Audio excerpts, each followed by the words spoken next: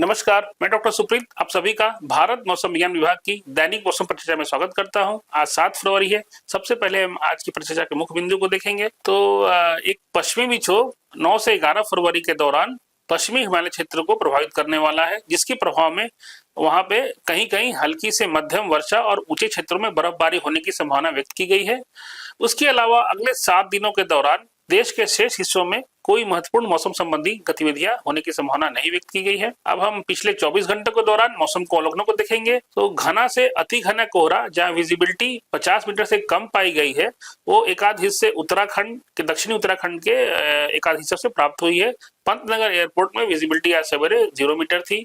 उसके अलावा घना कोहरा जहां विजिबिलिटी 50 से 199 मीटर के बीच में होती है, वो पूर्वी उत्तर प्रदेश के एक आध हिस्से से भी प्राप्त हुई है। उसके अलावा जम्मू कश्मीर और लद्दाख के कुछ हिस्सों में हल्की वर्षा और हिमपात भी होने की सूचना प्राप्त हुई है। उसके अलावा उत्तराखंड के एक आध हिस्सों से ग्राउंड फ्रॉस्ट या जो पाला बोलते हैं उसकी भी सूचना प्राप्त हुई है। अब हम मौसम के जो प्रणालियां हैं सिनॉप्टिक सिस्टम से उसके बारे में बात करेंगे। तो कल का जो पश्चिमी विक्षोभ था जो पाकिस्तान उत्तरी पाकिस्तान और उसके आसपास के इलाकों में था, आज वो जम्मू और उसके आसपास के इलाकों में एक अपर एयर साइक्लोनिक सॉल्यूशन के रूप में देखा जा सकता है।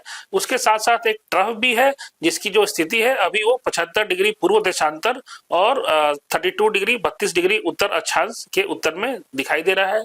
उसके अलावा सब ट्रॉपिकल जेट स्ट्रीम जो कि सब ट्रॉपिकल वेस्टर्ली जेट स्ट्रीम उपोष्ण कटिबंधीय पछुआ जेट स्ट्रीम जिसकी गति 120 नॉट्स की है, वो उत्तर पश्चिम और उत्तर पूर्व भारत में दिखाई दे रही है।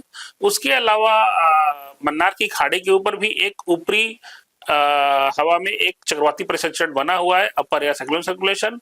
उसके अलावा 9 फरवरी से एक और पश्चिमी विक्षोभ हमारे पश्चिमी हिमालय क्षेत्र को प्रभावित करने की संभावना व्यक्त की गई है।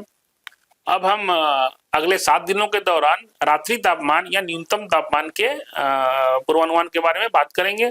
तो उत्तर पश्चिम भारत में अगले 2 दिनों के दौरान न्यूनतम तापमान में कोई परिवर्तन होने की संभावना नहीं व्यक्त की गई है, लेकिन इसके बाद के 2 दिनों के दौरान इसमें 2 से 3 डिग्री सेल्सियस की धीरे धीरे वृद्धि होने की भी संभावना व्यक्त की गई है।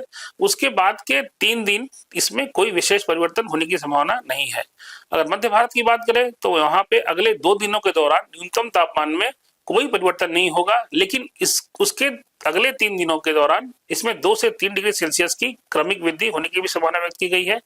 और उसके अंतिम के 2 दिनों में इसमें तापमान में कोई विशेष परिवर्तन होने की संभावना व्यक्त नहीं की गई है। अगर पूर्वी भारत की बात करें तो वहां पे अगले 4 दिनों के दौरान न्यूनतम तापमान में कोई खास परिवर्तन नहीं होगा, लेकिन उसके बाद के 3 दिनों में इसमें 2 से 3 डिग्री सेल्सियस की धीरे धीरे वृद्धि होने की संभावना व्यक्त की गई है।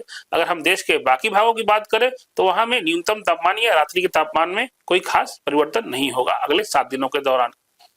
अब हम मौसम की चेतावनी के बारे में बात करेंगे। जैसे कि पहले बता चुका हूं, अगले 7 दिनों के दौरान कोई खास मौसम की गतिविधि नहीं होगी, लेकिन आज के लिए उत्तराखंड में आज घने कोहरे की छाया रहने की संभावना है वहां पे, इसीलिए येलो वार्निंग दी गई है। वहाँ एक आध हिस्से खासकर दक्षिणी उत्तराखंड में घने कोहरा जहाँ विजिबिलिटी 50 से 199 मीटर के बीच में होगी उसकी पूर्वानुमान है, इसीलिए वहां पे येलो वार्निंग दी गई है।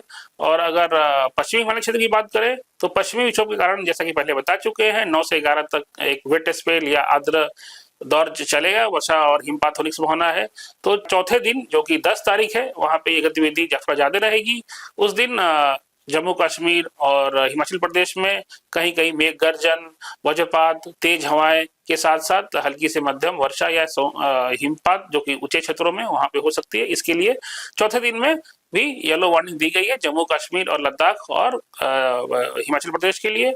और बाकी के 7 दिनों में और कोई चेतावनी नहीं दी गई है।